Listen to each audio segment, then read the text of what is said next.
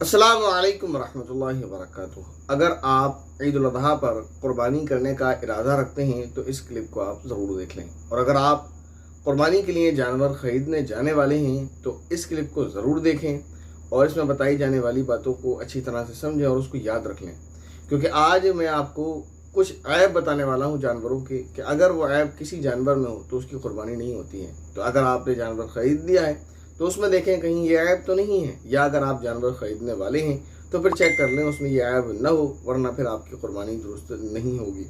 وہ عیب کیا ہے؟ وہ کون کون سے جانور ہیں کہ جن کی قربانی نہیں ہوتی ہے اگر ان میں یہ عیب پائے جائیں تو؟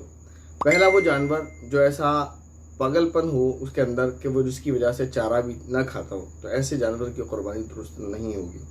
اسی طرح وہ جانور کہ جس کو خارش یعنی کھجلی ہو گئی ہو اور وہ ایسی ہو گئی ہے کہ جس کی وجہ سے وہ بے حد کمزور ہو گیا ہے، تو اس کی بھی قربانی درست نہیں ہوگی۔ ایسا جانور جو دیکھ نہ سکتا ہو اس کی بھی قربانی درست نہیں ہوتی۔ اسی طرح ایسا جانور جو بہت ہی زیادہ کمزور ہو اس کی بھی قربانی درست نہیں ہوتی ہے۔ اسی طرح وہ جانور جو قربان گاہ تک چل کر خود نہ جا سکے اس کی بھی قربانی درست نہیں ہوگی۔ اسی طرح وہ جانور کہ جس کا 1/3 کان یا اس سے زیادہ کٹ چکا ہو اس کی قربانی درست نہیں ہوگی۔ اسی طرح وہ جانور جس کا 1/3 دم یعنی پونچھ یا اس سے زیادہ کٹ چکی ہو اس کی بھی قربانی درست نہیں ہوگی۔ اسی طرح وہ جانور جس کی 1/3 بینائی یا اس سے زیادہ جا چکی ہو اس کی بھی قربانی درست نہیں ہوگی۔ ان چیزوں کا آپ خیال رکھیں۔ اسی طرح وہ جانور کہ جس کے پیدائشی طور پر کان ہو ہی نہ اس کی بھی قربانی درست نہیں ہوگی، یاد رکھیے۔ اسی طرح وہ جانور جس کے تھنوں کا سرا کٹا ہوا ہو اس کی بھی قربانی درست نہیں ہوگی۔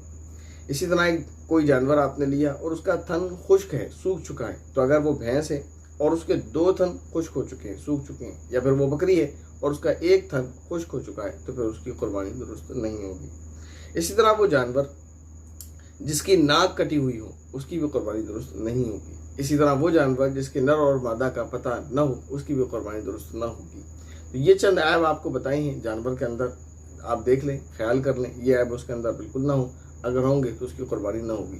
اسی طرح اگر کوئی جانور لنگڑا ہے اور ایسا لنگڑا ہے کہ وہ چل نہیں سکتا ہے، ٹھیک ہے نا، تو اس کی قربانی درست نہیں ہوگی۔ لیکن اگر وہ اس کے ہلکا پھلکا پیر میں چوٹ ہے کہ وہ پیر تو رکھتا ہے، چلتا ہے تھوڑا بہت لڑکھڑا کر، تو اس کی قربانی درست ہو جائے گی۔ لیکن اگر وہ ایسا لنگڑا ہے کہ وہ چل نہیں سکتا ہے یا اپنا پاؤں ہی زمین پر نہیں رکھتا ہے درد اور تکلیف کی وجہ سے، تو اس کی بھی قربانی درست نہیں ہوگی۔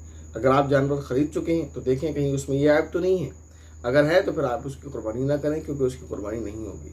اسی طرح آپ اگر جانور خریدنے والے ہیں تو دیکھیں کہیں اس میں یہ عیب تو نہیں ہے، کیونکہ اگر ہے تو پھر اس کی قربانی درست نہیں ہوگی، وہ جانور آپ نہ خریدیں۔ امید ہے یہ باتیں آپ کو اچھے سے سمجھ آ گئی ہوں گی۔ السلام علیکم ورحمۃ اللہ وبرکاتہ۔